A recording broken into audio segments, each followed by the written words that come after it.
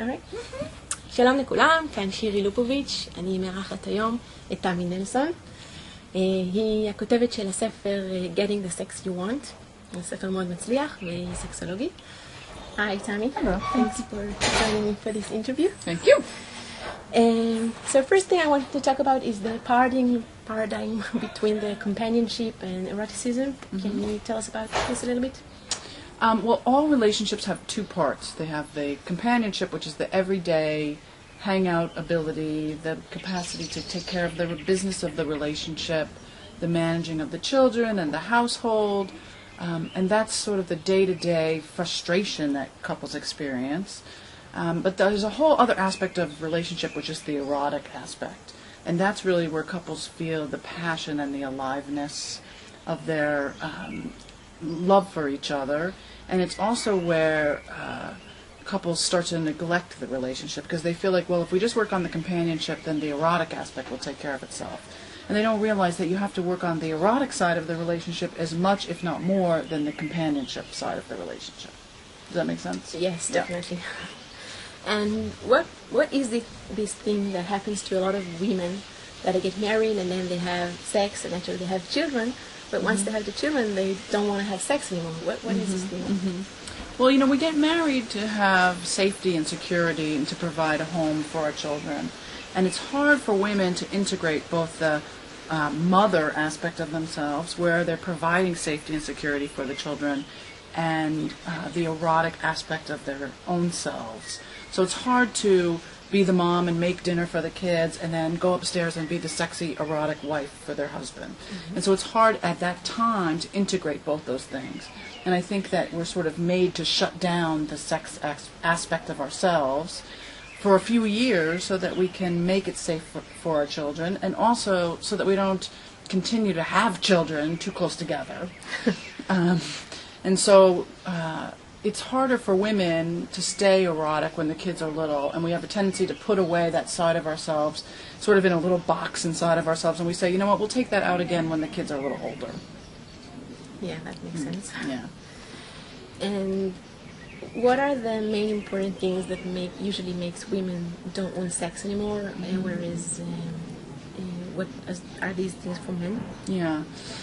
Well, the studies do show that women stop wanting sex because of resentment, but men pull away from having sex because they stop being able to function sexually. You know, they stop being able to get erections, or they stop being able to ejaculate when they want to.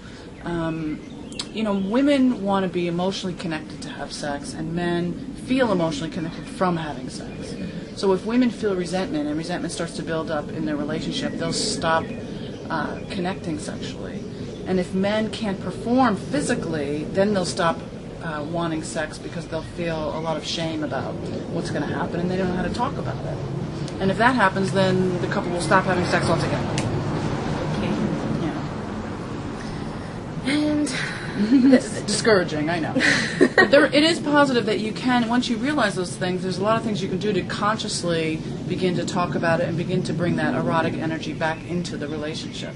You know, if you think that, well, if we just wait, then it will take care of itself, or if we have a good relationship in other ways, then the sex will take care of itself. You really have to be able to talk about what's happening, and if you're not happy, then be able to bring it to either counseling or buy my book, or talk to someone like you, someone who can help you begin to communicate about what's going on.